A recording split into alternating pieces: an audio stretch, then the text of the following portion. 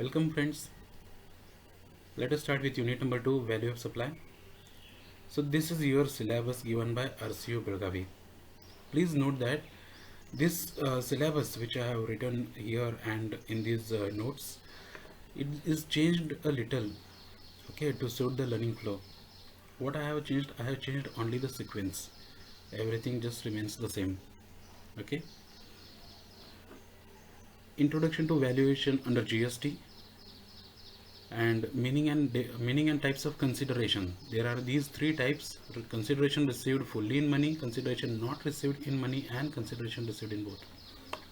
Valuation rules for supply of goods and services. There are these two rules: general rules and special rules. Other cases for valuation of supply: import and export of goods and services, valuation for discount, transaction value, meaning and conditions, inclusions and exclusions in transaction value. Methods of valuation: there are these three methods: computed value method, residual value method, and rejection of declared value method. Let me tell you friends, these three methods were primarily given in the Model GST Act 2016, but the GST Act which we all following is the CGST Act 2017, that is Central Goods and Services Tax Act 2017, which does not include these three methods. But obviously these three methods can be used in the name of approaches, not as the methods. Okay, in the current act we have transaction value and we have some special rules. That is how we calculate the value of supply, and there are numerical problems in this chapter.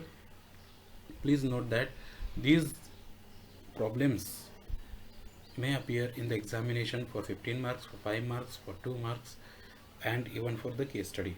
Okay, let us start. So valuation of supplies under the GST is very important part, because GST payable, that is the tax payable, is calculated on total value of supply, obviously, right? So all the valuation supply is given in section 15 of CGST Act. There is only one section for all kind of supplies, be that domestic supply, be that international supply, interstate supply, or intrastate supply, or whatever kind of supply it is. Only section 15 is given, and there are some relevant rules under chapter 4 of same act, that is rule 27 to 35, and also there are some explanations, notifications, circulars. All these things we have covered in these notes, and as well as in these video lectures. We have considered, I have considered all the amendments until the date of recording. Okay, so practically speaking, sales value is transaction value. This is what you have to understand. Transaction value is not anything different, but instead of calling it as sales value, they have called it as transaction value. But to arrive at that value, we have to make certain conditions, some additions and deletions as expected by the act. Also, the rules therein will guide us in calculating the correct value of given supply, right? So why valuation is required? See, as I told you, why valuation is required, it is because GST payable, total GST payable is calculated on total value of supply, right? So if you don't know total value of supply, how can you calculate GST payable? That is the basic reason, right?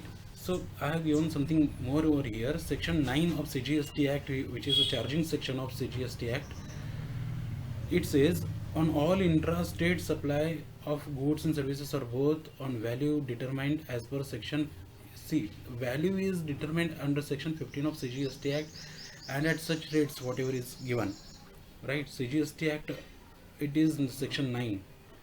For what? For all intrastate supplies. Intrastate supplies. Now consider this. Section 5 of IGST Act, this is also a charging section. It says all the interstate supplies. This includes import and export. Okay, this also says that section 15 of CGST Act we have to consider. Therefore, section 15 of CGST Act is really very important to understand. Now, types of considerations, types of charges in GST. Before understanding the value of supply, let us first understand the charges in GST. There are these forms, right? Section, if you have seen, if you have learned reverse charge under section 9, subsection 4 and 5, there we have spoken about the reverse charge over there, right? So there are two types of charges, either it is forward charge or reverse charge. How do you understand? Supply from registered person to an unregistered person, that is forward charge, because this is how supply chain follows. Registered person, let us suppose he is a businessman and you are a customer.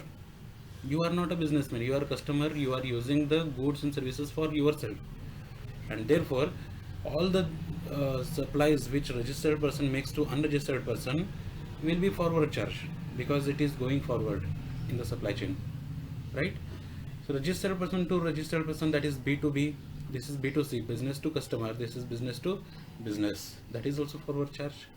Now consider this unregistered person to registered person, this is reverse charge, because registered person has to pay the taxes on behalf of this person, because he is supplying, unregistered person is supplying the goods and services to the registered person, right? And then unregistered person to unregistered person, supply is not recognized. See, GST cannot recognize such kind of supply.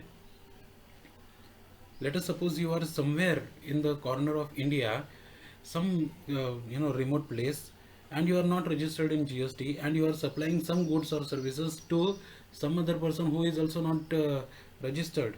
How can GST Act recognize that supply? Understanding? So supply is not recognized, therefore GST is not charged.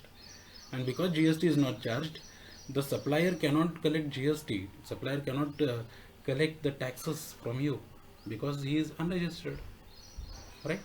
So these are the types of charges. There are only two types, forward and reverse. If it is not recognized, you are not paying the taxes or collecting the taxes from the customer. Then transaction value. Transaction value is the value of supply as calculated in accordance with the GST Act. Section 15 gives the transaction value, right? Transaction value refers to the actually price paid or payable for the supply of goods and services. This is given in the CGST Act section 15, right? What this section 15 says, let us start. So subsection 1, this is where subsection always first subsection always tells about this section what it is, right? So the value of supply of goods and or services shall be the transaction value, that is price actually paid or payable for the said supply of goods and or services, where the supplier and the recipient of the supplier are not related, and price is the sole consideration for the supply. Easy to understand. Whatever supply whoever is making, there are these two conditions. One is price has to be sole consideration. Price has to be the sole consideration, and transaction must occur between unrelated person, where not related, they have given unrelated person. It should be noted that both of these conditions have to be satisfied. If any one or both of these conditions are not satisfied, then subsection 4 and subsection 5 are applicable. So what are these? These are special rules. And what is this? This is general rule. Okay, this section is general rule, and subsection 4 and subsection 5 are special valuation rules, right? As you have learned it in the syllabus, general rules and special rules. Thus, every such transaction where price is the sole consideration and occurs between unrelated person can be calculated as per section 15 of 1. So to understand this definition, we should understand what is the consideration and who are the related persons. Then only we can define who is unrelated person, right? So it is given in these notes. We will see all transactions other than the mentioned above, right? Other than mentioned above means other than mentioned in this section, where transaction either occurs between related person or where the price is not the sole consideration, then calculation is done should be done as per these special rules. This is what is given. Now this is a chart beautifully I have drafted. Price is sole consideration. If price is sole consideration, yes, then check if the transaction is between the unrelated person.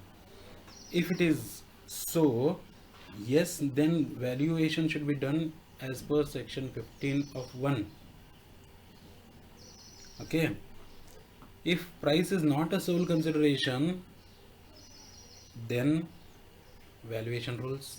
If transaction is between unrelated person, then valuation rules. Right, this is the flow diagram. You will understand it very easily. Please note that this is section 15 of 1. Okay, then definition of consideration, because as we have seen, there is consideration word used. We should understand what is the consideration, and then related person. We will see these two definitions.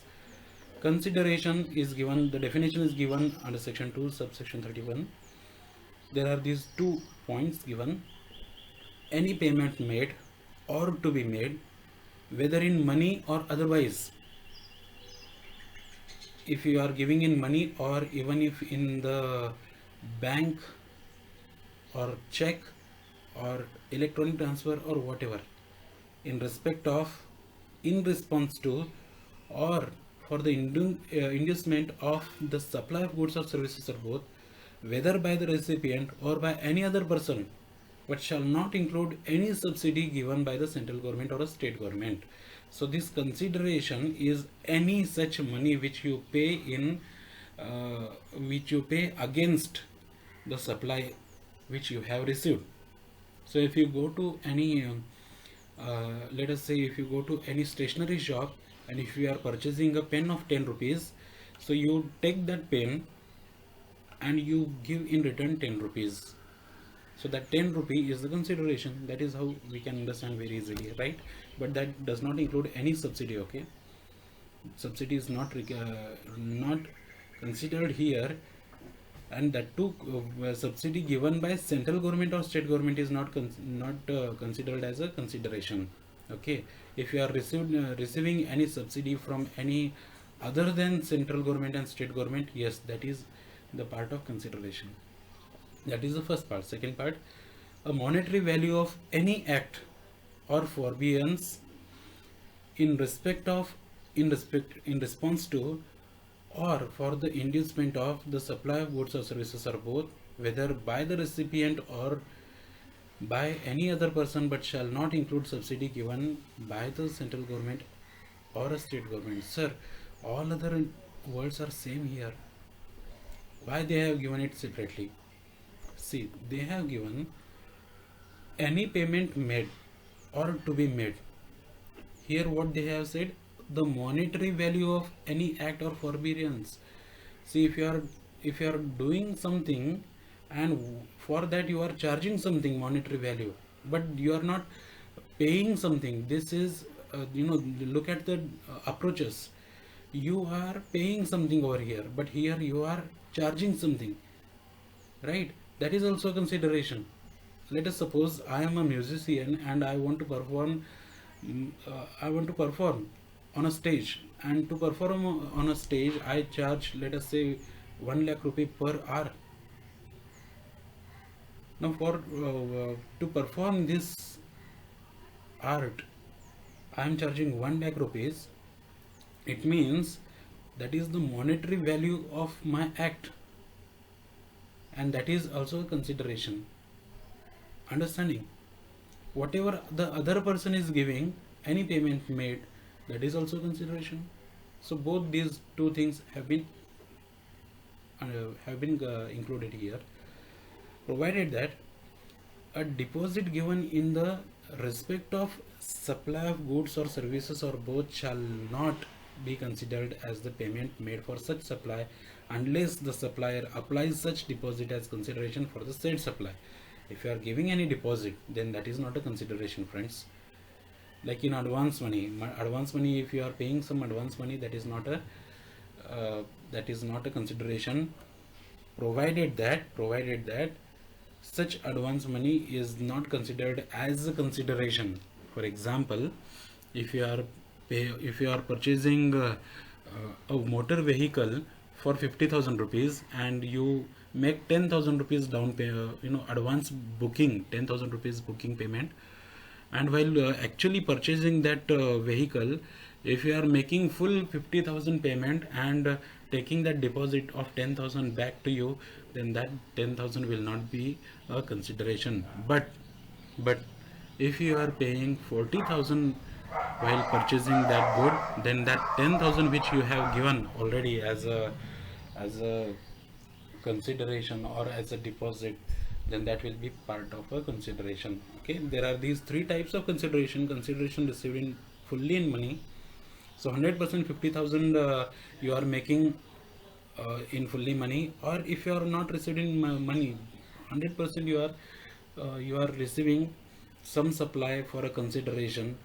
Okay, 100% exchange offers, and then consideration received in both money and kind. If you are exchanging old bike, old car, then also that is a part of consideration, right? There are these three types. Then definition of related person, explanation is given to section 15. Okay, this definition is not available in section 2. Person shall be deemed to be related person. We will assume that these are these following 8 ABCD up to these are the 8 points. So all these 8 people will be considered as a related person. Let us see. Such persons such persons are officers or directors of one another's business. Let us suppose A and B. B is director of A is director of B. Then they are related persons. Then these two companies are related persons. Okay. Such persons are legally recognized partners in business. Partners are related persons, you know. Employer and employee are related persons. Any person directly or indirectly owns or controls or holds 25% or more of the outstanding voting stock or the shares of both of them. Outstanding voting stock, if you are holding 25% or more, then obviously that will be considered as a related person.